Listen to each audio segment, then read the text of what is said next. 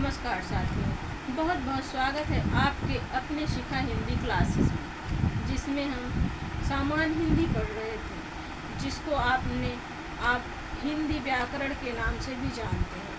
शुरुआत हमने व्याकरण से की तो हमने देखा वर्ड क्या है, वर्ड क्या होते हैं, वर्ड की डिफिनेशन हम पिछली वीडियो में पढ़ चुके हैं। अगर आपने नहीं देखा होगा तो पिछली वीडियो में जाकर देख सकते हैं। आज की कक्षा यानी कि क्लास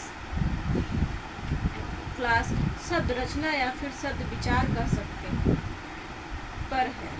शब्द रचना क्या है, शब्दों का वर्गीकरण, उनको अलग अलग किन आधारों पर बांटा गया है, इसके अलावा शब्द के व्याकरणिक प्रकार, शब्द के प्रकार, शब्द के भेद, सार्थक और निरर्थक शब्द, रचना के आधार पर शब्द के भेद, रूढ़, यौगिक, योग रूढ़ पढ़ेंगे। महत्वपूर्ण बात यह है कि सभी एग्जाम में इस टॉपिक से कई प्रश्न पूछे जाते हैं। आज इसी टॉपिक को पढ़ेंगे। आइए अपने टॉपिक यानी कि प्रकरण पर चलते हैं। इसके पहले आपने वर्ड पढ़ा, वर्ड क्या है बहुत ध्यान से समझिए।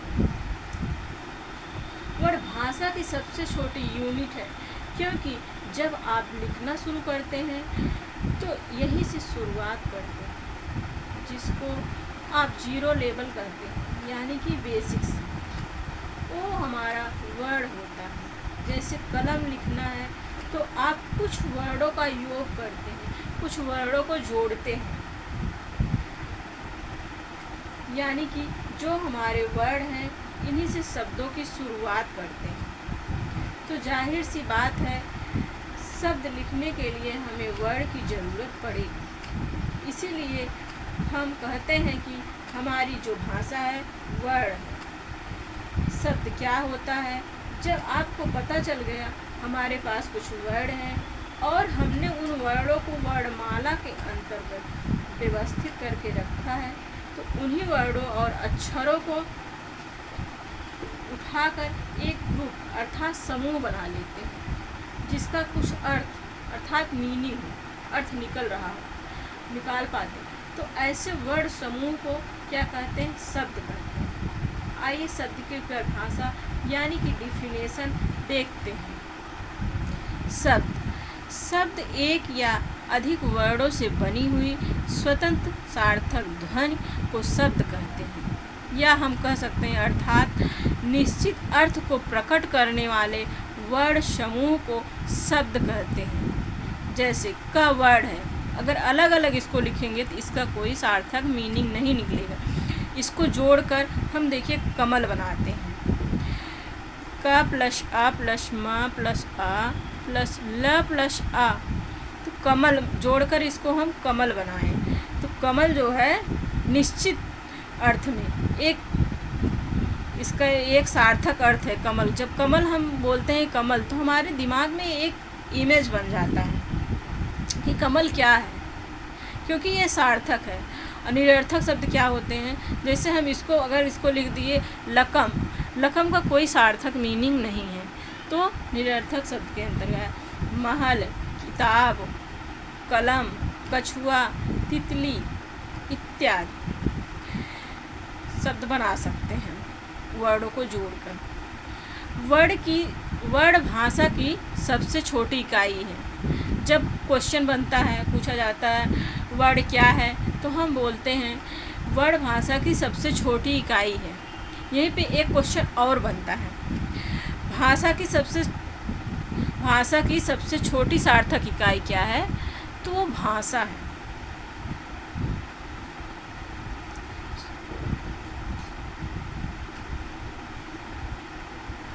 वर्ड क्या है, वर्ड देखिए क, ख, पा, इनको अलग अलग लिखते हैं तो इनका कोई अर्थ नहीं निकलता है, ये वर्ड के अंतर्गत आते हैं। जब इनको हम प्लस करके योग करके कोई सार्थक शब्द बनाते हैं तो शब्द बनता है।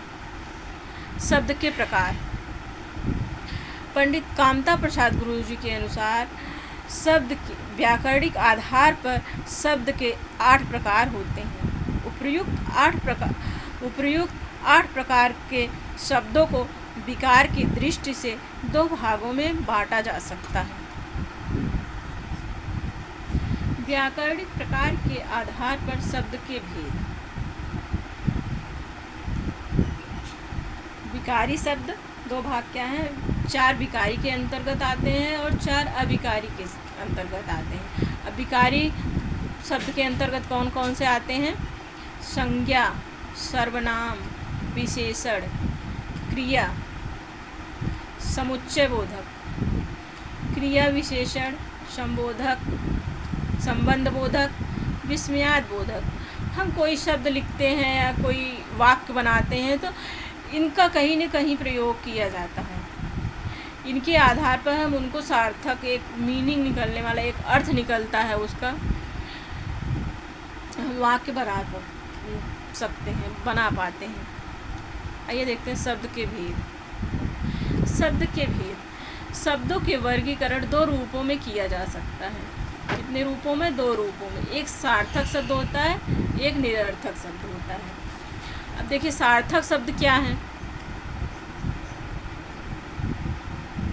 सार्थक शब्द जिन शब्दों का अर्थ होता है, ऐसे शब्दों को सार्थक शब्द कहते हैं। जिन शब्दों का कोई अर्थ होता है, कोई सही मीनिंग होती है, उसको सार्थक शब्द कहते हैं। एग्जाम्पल: गंगा, यमुना, सूर्य, चंद्र, पृथ्वी आदि।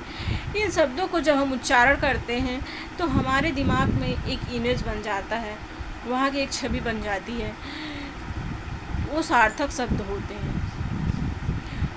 जैसे कमल, कमल हमने बनाया, इस तरह से कुछ वर्डों को जोड़कर हमने एक सार्थक शब्द बनाया कमल, एग्जाम्पल के लिए। अब इसी को अगर आप उल्टा कर देंगे, व्यवस्थित क्रम में नहीं रखेंगे तो क्या लकम हो जाएगा। और लकम क्या है? एक निरर्थक शब्द है। इसको लकम करने से हमारे दिमाग में कोई इमेज नहीं बन रही, कोई छवि नहीं बन रही, इसका कोई अर्थ नहीं, निश्चित अर्थ नहीं है, इसलिए ये निरर्थक शब्द है। और कमल क्या है? एक सार्थक शब्द है, इसका एक निश्चित अर्थ है।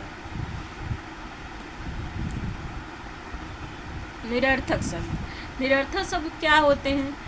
जिन शब्दों का कोई सार्थक अर्थ ना हो, कोई सार्थक अर्थ ना हो, उन्हें निरर्थक शब्द कहते हैं।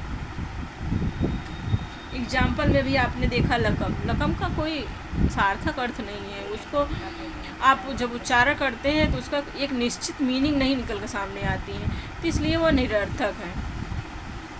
अब देखते हैं शब्द के भेद। शब्द के कितने भेद हैं? शब्द के निम्नलिखित भेद हैं। पहला, रचना के आधार पर।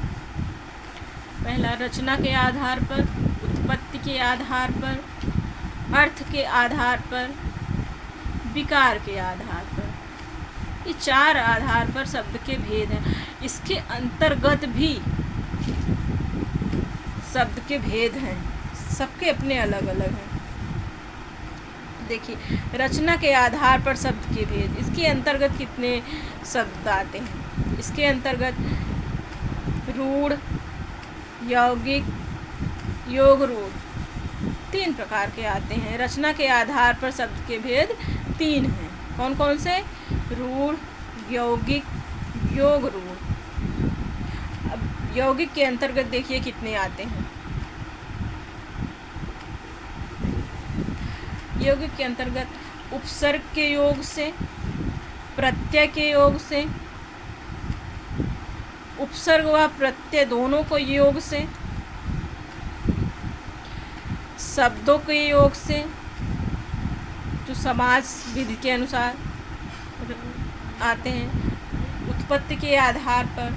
उत्पत्ति के आधार पर भी भेद है, कुछ भेद है। अर्थ के आधार पर, विकार के आधार पर, सबके अंतर्गत कुछ टॉपिक आते हैं। आगे का टॉपिक आप अगले वीडियो में देखेंगे, पार्ट 2 में। वीडियो थोड़ा सा बड़ा हो जाएगा, इसीलिए हम इस वीडियो को यहीं समाप्त करते हैं। इसके आगे के टॉपिक अगले वीडियो में आप लोगों को मिलेगा, प्राप्त हो जाएगा। वीडियो को शेयर करना मत भूलिए, लाइक करिए और कमेंट भी कर दिए कीजिए। मिलते हैं अगली क्लासेस में, अगली वीडियो में। जय हिंद, जय भारत।